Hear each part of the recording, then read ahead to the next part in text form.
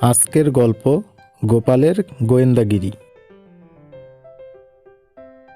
মহারাজ কৃষ্ণচন্দ্রের সময় যানবাহনের খুবই অসুবিধা ছিল। স্থলপথ ছাড়া জলপথ দিয়েও লোক যাতায়াত করত। জলপথে বজরাই তখনকার দিনের যাতায়াতের একমাত্র উপায়। এক মহিলাকে প্রায় দেখা যেত বজরায় উঠতে এবং এদিক ওদিক ঘোরাফেরা করতে, একটি কাপড়ে জড়িয়ে শিশু কোলে করে। শিশুটিকে সর্দি কাশির ভয়ে সবসময় কাপড় জামা দিয়ে জড়িয়ে ঢেকে রাখতেন। কেউ দেখলে মনে করত 1 বছরের মতো বয়স শিশুর সর্দি কাশির ভয়ে এমনই ভাবে জড়ানো। গোপাল মাঝে মাঝে পথে বেড়াতে গিয়ে ওই ভদ্র মহিলাকে দেখত এবং মনে মনে শিশুটির কথা ভাবত।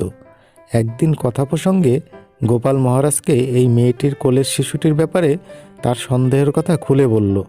তখনকার দিনে দেশে প্রচুর চুরি ডাকাতি হতো। চুরি করা মালপত্র সেই সব জলপথে পাচার হয়ে যেত অন্য জায়গায়। একদিন হঠাৎ সেই মেয়েটির সঙ্গে বজরায় দেখা। অমনি গোপাল ও ওর সঙ্গীরা মেয়েটিকে কোলের শিশু দেখাতে বলে। মেয়েটি কোনো মতে শিশু দেখাতে রাজি হয় না। তখন গোপালরা জোর করে মেয়েটিকে কোলের ছেলেটি সহ রাজবাড়িতে হাজির করে। মহারাজের সামনে ছেলেটিকে কোল থেকে নামাতে দেখা গেল ছেলে নয়, জড়ানো ছেলের মধ্যে যত রাজ্যের সোনাদানা চোরাইমাল। বুদ্ধি ও সাহসের বলে চোর ধরার জন্য ও দেশের অনেক উপকার করার জন্য মহারাজ গোপালকে অনেক পুরস্কার দিলেন। বন্ধুরা, ভিডিওটি যদি আপনাদের ভালো লেগে থাকে তাহলে অবশ্যই লাইক, কমেন্ট এবং সাবস্ক্রাইব করতে ভুলবেন না। ধন্যবাদ।